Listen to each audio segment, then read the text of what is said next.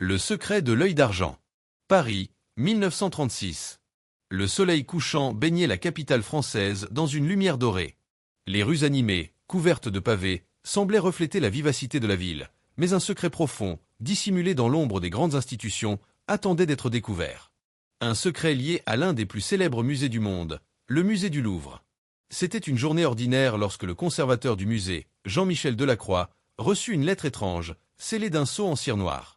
Le message, écrit dans une calligraphie soignée, disait simplement « L'œil d'argent détient la clé pour ouvrir les portes de l'histoire oubliée. Vous seul pouvez empêcher ce secret de tomber entre de mauvaises mains. » Intrigué et inquiet, Delacroix n'eut d'autre choix que de se rendre dans les archives secrètes du musée, un lieu que seuls quelques initiés connaissaient. Là, un ancien parchemin révéla un mystérieux artefact, un bijou connu sous le nom de l'œil d'argent, perdu depuis des siècles. Selon la légende, cet œil serait un artefact antique, possédant le pouvoir de dévoiler des secrets enfouis et des trésors oubliés de l'histoire. Mais il y avait un détail inquiétant, l'œil d'argent n'était pas simplement un bijou. Il était la clé d'un puzzle historique majeur, un puzzle qui, une fois résolu, pourrait changer la perception de l'histoire humaine.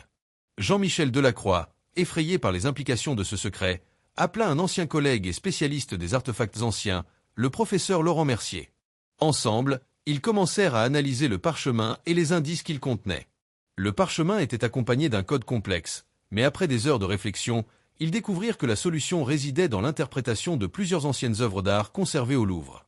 La première œuvre à déchiffrer était une peinture peu connue du maître du XIXe siècle, Gustave Goya. Sur le cadre de la toile, des chiffres étaient gravés, et lorsqu'ils furent placés dans une séquence spécifique, ils révélaient des coordonnées géographiques précises.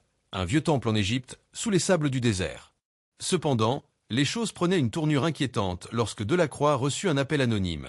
Une voix rauque lui dit « Ne poursuivez pas ce chemin, Delacroix. Le pouvoir de l'œil d'argent ne doit pas être révélé.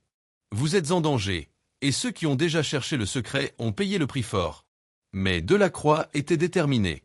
Il savait que si ce secret était mis entre de mauvaises mains, l'histoire pourrait être réécrite, et un savoir ancien pourrait être utilisé à des fins terrifiantes. Le duo se rendit en Égypte, suivant les instructions trouvées dans les œuvres d'art et les indices cryptés. En creusant dans une ancienne vallée située près du Caire, ils découvrirent une entrée secrète, enfouie sous des siècles de sable. En entrant dans le temple, ils furent confrontés à une série d'énigmes complexes qui semblaient tester leur intelligence, leur logique et leur capacité à déchiffrer les mystères du passé. Au cœur du temple, sur un piédestal en pierre, reposait l'œil d'argent, un petit bijou brillant aux reflets métalliques, sculpté de manière complexe, avec des symboles antiques et des runes gravées tout autour. Mais alors qu'il s'apprêtait à s'en emparer, une silhouette menaçante émergea des ombres du temple. C'était un membre de l'organisation secrète, les Gardiens de l'œil, une société occulte qui avait voué sa vie à protéger le secret de l'œil d'argent depuis des siècles. « Vous ne pouvez pas le prendre », dit l'homme d'une voix grave. « Celui qui le déverrouille doit accepter le poids du secret qu'il renferme. Ceux qui ont cherché ce savoir ont disparu, et vous ne ferez pas exception. » À cet instant, un combat s'engagea dans les ténèbres du temple, où les ombres et les lumières se confondaient. Delacroix et Mercier réussirent à maîtriser le membre des gardiens, mais ce n'était que le début. En tournant l'œil d'argent dans leurs mains, ils activèrent un mécanisme secret, ouvrant une porte cachée dans le sol du temple. Une lumière intense en sortit, accompagnée d'un rugissement, et un grand savoir oublié depuis l'Antiquité se déversa sur eux. Les images qui suivirent étaient perturbantes. Le secret de l'œil d'argent n'était pas un trésor matériel, mais une connaissance interdite. Il contenait des révélations sur des civilisations anciennes, des technologies disparues et des mystères de l'humanité jamais connus. Mais cette révélation eut un prix.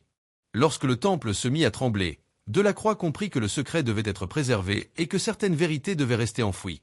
En laissant l'œil d'argent derrière eux, il activa un mécanisme qui ferma la porte du temple, scellant à jamais les secrets qu'il venait de découvrir. De retour à Paris, Delacroix et Mercier, désormais conscients du pouvoir destructeur de ces connaissances, décidèrent de protéger ce secret pour le bien de l'humanité, sachant qu'ils ne pouvaient pas permettre que le monde tombe dans le chaos. L'œil d'argent resta un mystère, un trésor à la fois fascinant et terrifiant, caché à ceux qui n'étaient pas prêts à supporter son poids.